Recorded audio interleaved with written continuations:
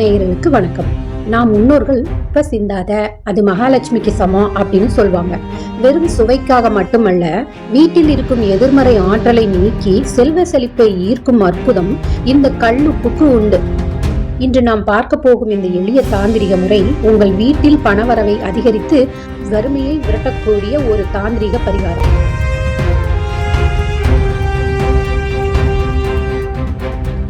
பார்க்கடலில் மகாலட்சுமி தேவி அவதரித்த போது அவருடன் தோன்றியதுதான் இந்த உப்பு.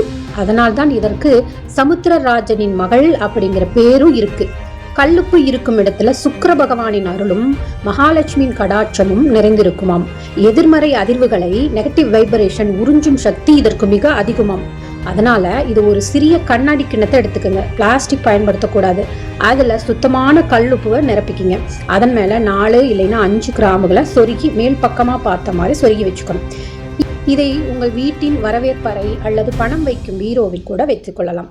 இப்படி செய்வதால் வீட்டில் பணத்தடை நீங்கும், வீண் விரயங்கள் குறையும். கிராம்பு மற்றும் கல்லுப்பு இணைந்தால் அங்கே மகாலட்சுமி நிரந்தரமாக வாசம் செய்வாள் என்பது நம்பிக்கை. உங்கள் வீட்டில் எப்போதும் சண்டை சச்சரவில் இருக்குங்க அல்லது கண் திருஷ்டி அதிகமா இருக்குங்க அப்படின்னு நினைச்சீங்கன்னா உங்க வீட்டின் 4 மூலையிலும் சிறிய கிண்ணத்தில் கல்லுப்பை வைச்சிருங்க. வாரம் ஒரு முறை இந்த உப்பை மாற்றி விட்டு பழைய உப்பை ஓடும் தண்ணியில சிங்கில கொட்டி கழுவி விட்டுடுங்க. வீட்டை துடைக்கும் போது தண்ணீரில் ஒரு கைப்பிடி கல்லுப்பை கலந்து துடைக்க வேண்டும். இதில் வீட்டின் தங்கியுள்ள எதிர்மறை ஆற்றல்கள், நெகட்டிவ் வைப்ரேஷனை வெளியேற்றி அமைதியை தரும். செவ்வாய் மற்றும் வெள்ளிக்கிழமைகளை இதை செய்வது அதிக பலனை தரும். உப்பை எப்போது பீங்கான் அல்லது கண்ணாடி ஜாடியில மட்டும்தான் வைக்கணும். ஏன்னா கல்லுப்பு அப்படிங்கிறது சுக்கிரனோட அம்சம். கண்ணாடி மற்றும் பீங்கான் ஆகியவை சுக்கிரனுடைய கிரகத்திற்கு பொருளாகவே கருதப்படுது. உலோக பாத்திரங்கள், சில்வர் உப்பை வைக்கும் போது பாத்திரங்களின் தன்மையால கருமையா மாறிடும். ஆன்மீக ரீதியா இது சுக்கிரன் சக்தியை குறைச்சிடும், வீட்டில் தரித்திரத்தை உண்டாக்கும். எனவே பீங்கான் அல்லது கண்ணாடியில் வைக்கிறது மூலம் அதன் நேர்மறை ஆற்றலை முழுமையா பெற முடியும்.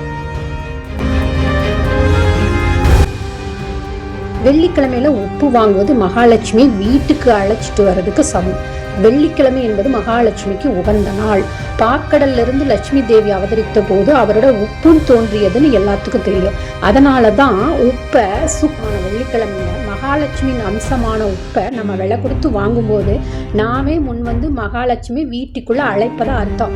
வாங்க மகாலட்சுமி அப்படின்னு சொல்லி கூட்டிட்டு வர மாதிரி. இதனால நம்ம வீட்டுல பணப்புழக்கம் அதிகரிக்க தொடங்கும். யாரிடமும் கைமாற்றாக உப்பு கொடுக்கவோ வாங்கவோ கூடாது. தாந்திரிக சாஸ்திரப்படி ஒருவரின் குணமும் அதிர்ஷ்டமும் அவர்களை தொடும் பொருள்களில் பிரதிபலிக்கிறான்.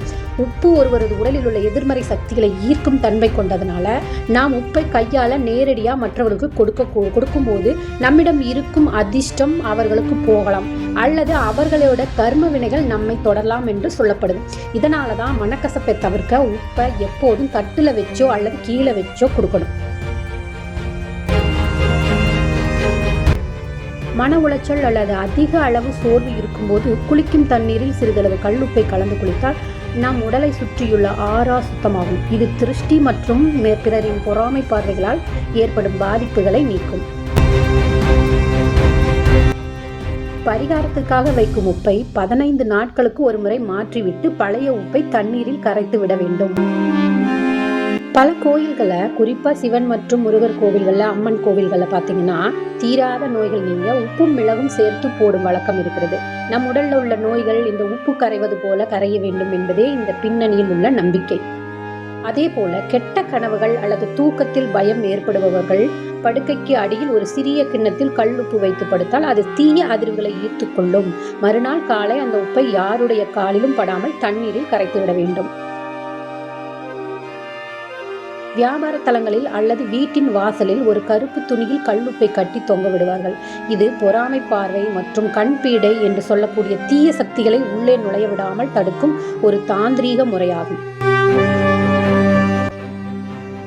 அது மட்டுமல்ல, ஜாதகத்தில் ராகு அல்லது கேது தோஷம் உள்ளவர்கள் குளிக்கும் நீரில் கல்லுப்பு சேர்த்து குளிப்பது அந்த கிரகங்களின் வீரியத்தை குறைக்கும் என்று சில ஜோதிட நூல்களும் கூறியுள்ளது. இந்த தாந்திரிக முறைகளை நம்பிக்கையோட முழு மனதோட செஞ்சு பாருங்க. உங்க வாழ்வுல ஏற்படும் மாற்றங்களை நீங்களே உணர்வீங்களே. இதே மாதிரி யாராவது செஞ்சு பயன் பெற்றிருந்தீங்கன்னா கமெண்ட் பாக்ஸ்ல சொல்லுங்க. ஆன்மீகம், ராசி பலன் மற்றும் பல தாந்திரிக ரகசியங்களை தெரிந்து கொள்ள நமது வேல் மாறல் சேனலை சப்ஸ்கிரைப் செய்யுங்க. நன்றி, வணக்கம். தேங்க்யூ.